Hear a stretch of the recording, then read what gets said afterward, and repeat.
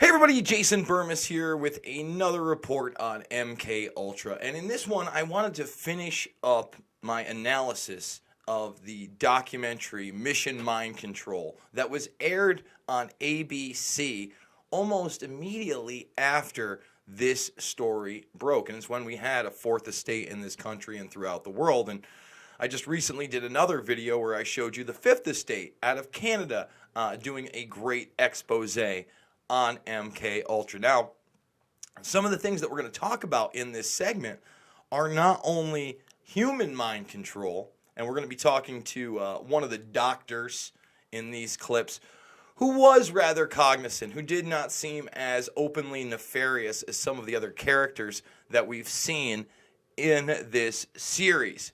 And he's asked about monitoring human behavior and whether or not it's predictable. And he's given some pretty establishment answers. And during this segment, actually just tells them straight out he won't talk about one of the subjects that they want to discuss. And that's him assisting foreign entities and governments in CIA programs. But again, we're going to get there. The other thing that's fascinating about this clip that we're about to watch is, other than creating personality profiles, other than the CIA operating in other countries, which is what it's supposed to do, by the way. It's not supposed to be internal. It's supposed to be an agency that gathers intelligence and does operations overseas. Okay? It's a foreign entity. So we'll see some of that. But then what's really striking is that at one point, one of these scientists remotely controls a bull by putting electrodes in its brain. And they also talk about some other things that have kind of come to fruition after all these years. So without further ado, let's get into this final clip in Mission Mind Control. But is human behavior predictable? In this area, the CIA did make a significant breakthrough. A personality assessment system designed by the agency's chief psychologist, John Gittinger. It comes close to being able to predict how humans will behave. It's really a descriptive system, an attempt to try to describe personality in a relatively systematic way so that hopefully you can get some kind of an idea to predict what the behavior between different kinds of individuals. So this is the initial programs where the CIA was trying to advance their profiling, especially on political individuals. Now, we've already discussed how MK Ultra used honey traps at these quote-unquote safe houses out in California, where they were using prostitutes to extract information and basically compromise individuals who had political or powerful corporate stature. Let's continue. Gittinger's system had many uses in intelligence work. One was to draw personality portraits of world leaders. Using Gittinger's system, the agency concluded the Shah of Iran is a brilliant but dangerous megalomaniac whose basic problems resulted from an overbearing father. And there were other applications. Your assessment staff played a key role in helping other governments pick their police intelligence agencies, including, we've learned, the Korean CIA, Uruguayan National Police. Can you tell us about this? No. No. Now, again, he is working for the CIA. He has not been as overtly crass, evil, nefarious. But when asked about how the CIA helped other nations set up their intelligence agencies, their secret police, if you will, he won't discuss it. Well, that's because the arms, or the tentacles, if you will, of the CIA reach far, far, far beyond what is public knowledge. Author John Marks. The former #2 CIA man in Uruguay told me how in 1966, John Gittinger and an assistant traveled down to Uruguay and gave the tests in order to select members of the Uruguayan intelligence service. A psychologist who used to work for the CIA told me in 1961 he personally traveled to South Korea as part of an American CIA effort to set up the Korean CIA and to give the personality tests to candidates for the Korean CIA to choose the best man for their secret police. So let's stop it there. You know, currently, we've had an administration that openly has had a better relationship with North Korea than any in the past that I've known. That doesn't mean it's a good one, guys. I don't like Mike Pompeo. I think we could be doing a lot more there. But we have to understand is that South Korea has been an ally for decade upon decade upon decade. It's also an economic powerhouse, a technology powerhouse, where companies like Samsung come out of. Okay? So think about that. That country is allowed to flourish under United States intelligence and military rule. There's over 30,000 U.S. troops currently stationed over there. While North Korea, for decade upon decade upon decade, was demonized, and even today, we are in conflicts, openly talking about how they are working on nuclear weapons, and that's what's derailed these peace talks. But again, when our intelligence agency got into South Korea, we've had nothing but an allegiance to them. But one of the basic functions of Gettinger's system was finding the vulnerabilities of an agent, a double agent, or a potential agent. In its applicability to intelligence work, isn't the PAS system looking for a person's soft spot? Well, of course, the answer to that is yes, but I hasten to say soft spot. This is what I consider a negative word. Well, I would use the word vulnerabilities, okay? And vulnerabilities that you can apply pressure to, hence the test. Of the hundreds of behavioral projects undertaken by the CIA, Gettinger's appears to have been one of the more successful and more conventional.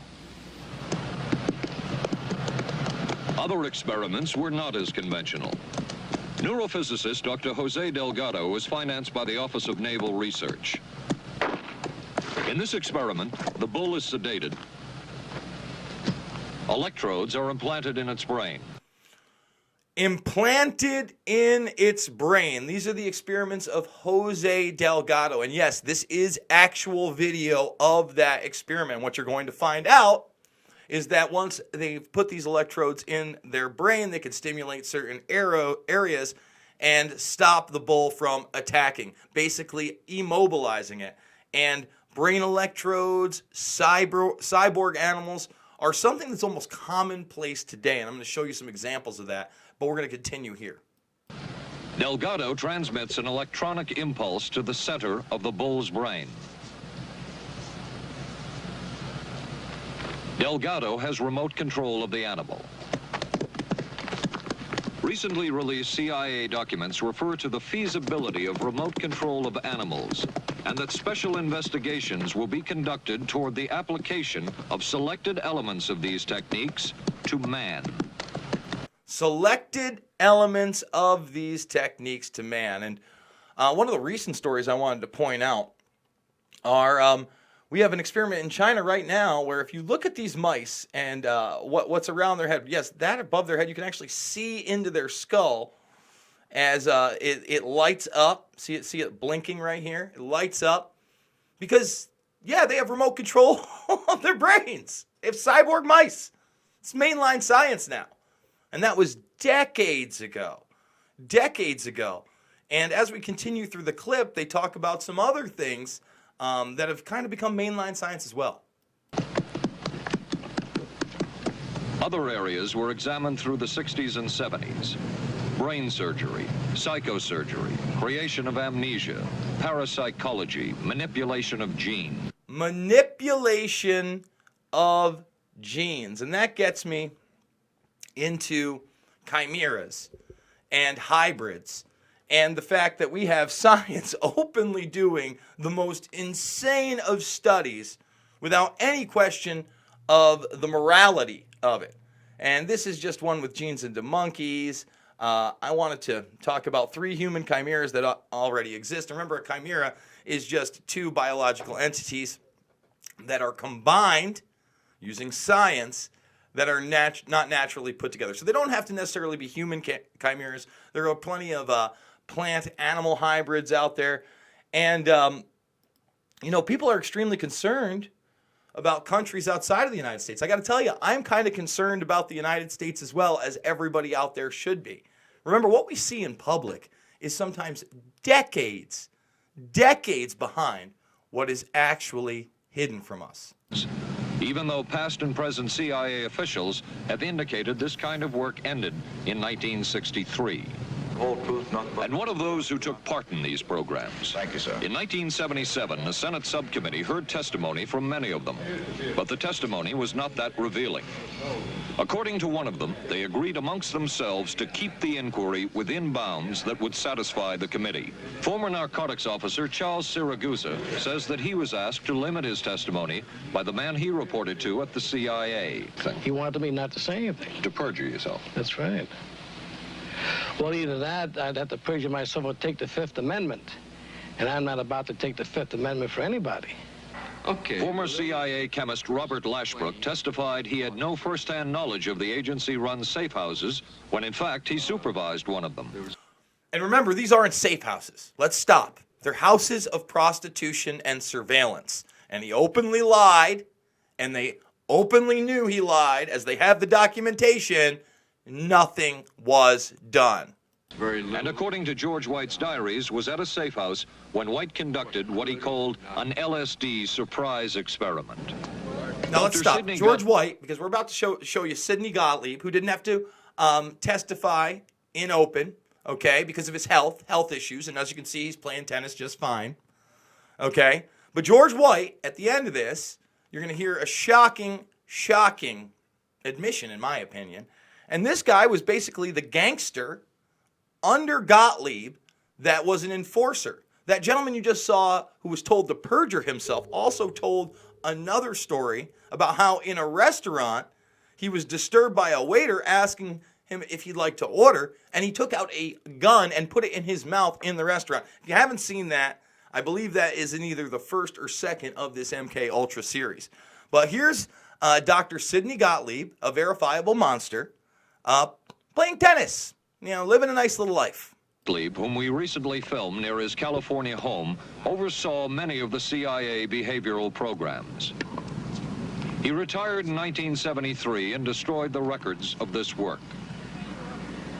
In sort of a valedictory letter, Dr. Gottlieb wrote that he and his colleagues had been able to maintain contact with the leading edge of developments in the field of biological and chemical control of human behavior. Dr. Gottlieb also testified before the Senate subcommittee, but from an anteroom where he could not be filmed. A Senate subcommittee in a room where he could not be filmed.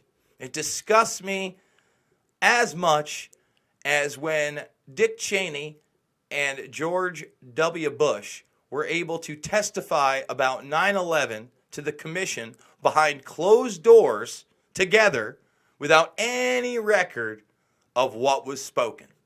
Okay? That's when you know it's a cover-up, folks, when there's no record of it and it's behind closed doors. His lawyer termed health and cardiac problems. Dr. Gottlieb declined ABC News' request for an interview. And what of George White, the man who helped the agency in so many of its programs? He would retire here to Stinson Beach, California. And shortly before his death, he wrote to his boss at the CIA, Dr. Sidney Gottlieb, and summed up his career by saying, "It was fun, fun, fun. Where else could a red-blooded American boy lie, kill, and cheat, steal, deceive, rape, and pillage with the sanction and blessing of the All-Highest?" Of the All-Highest. And he ain't talking about God. That man believes in crime and criminal government. That's what that's about. Folks, that's going to wrap it up for the Mission Mind Control MK Ultra series, but I'm going to continue to do work on this subject, bring you more and more, go over some of the actual documents, even the documents that were just recently released at the end of 2018 that a lot of people didn't know about. I didn't know about them, but I have downloaded them. I have started to go through them, and we're definitely going to do a deep dive into those documents in the near future. You're going to be seeing more videos on the Dark Overlord, current events, and much more on this channel. Guys, if you like this video, please, please, please, please, please hit that subscribe button if you're not subscribed. Need you to do it. Ring that bell for notifications. Share this stuff on social media. Check out my other work at We Are Change and Pulse Change. And most importantly, guys, get out there and be the change you want to see in the world.